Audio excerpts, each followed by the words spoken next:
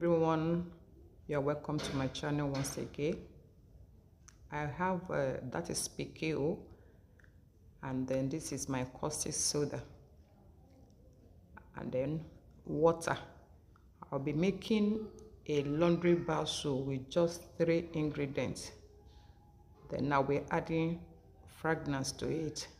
The 3 ingredients I'll be using are the PKO, caustic soda, and water. And these are the colors I'm going to use. I'll be using 2 different types of color. Okay, my measurements are on the screen, and these are the molds I'll be using. You can use the molds of yourself, any type of mold you have, pending the time you have your cutter. And of course, I'll be using the turning stick. If you have spatula, good. Okay, please let's take note of this. We should always wear our gloves for protection. Sorry I didn't wear here, but always wear your own. You can see what I do. I pour my caustic soda into the water and not water into the caustic soda. So I mix the caustic soda, I mix it to make sure it's properly mixed, properly dissolved. You mix it until the water is clear. Okay, and when the water is clear, you will leave it, because as you are mixing it, it's a bit corrosive. It must not drop on your hand. Okay, it's a bit corrosive, so you have to be very careful. I always advise, let it be in an airy place where you are mixing your caustic soda. Okay, so we keep mixing until we get a clear solution. And I have here an ebook, Formula Made Easy. I have over 30 recipes there that are made easy for you to try and practice on your own at your convenient time. That is the number you can use to reach me for the ebook. You will enjoy it. Even having watched the video, you still need to have it as handy book, so that each time you can practice on your own. So having mixed it and the water is becoming clear, if you can touch your container, it's still a bit warm, so you will leave it at a place for some time to cool.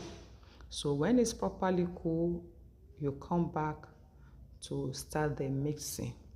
And let me remind us here, before you use your oil, please make sure you warm it. Warm it. If you don't warm it, it will form thick trace quickly. Okay, so here I pour the caustic solution, the lye now, and then what you can see is called batter. Those are the terminologies in soap making. Batter is like pap. Okay, and there are different stages of traces.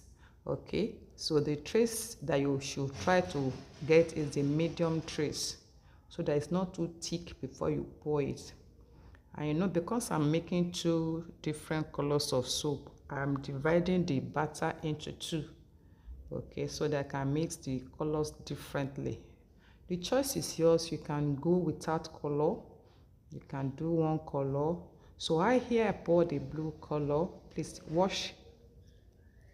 It depends on how deep you want your color to be. Though this one is very deep. Okay, avoid it from being too deep so that it doesn't stay in your fabric. Okay, there, having mixed with the color, I drop my fragrance, just a little of the fragrance. Wow, the odor is awesome.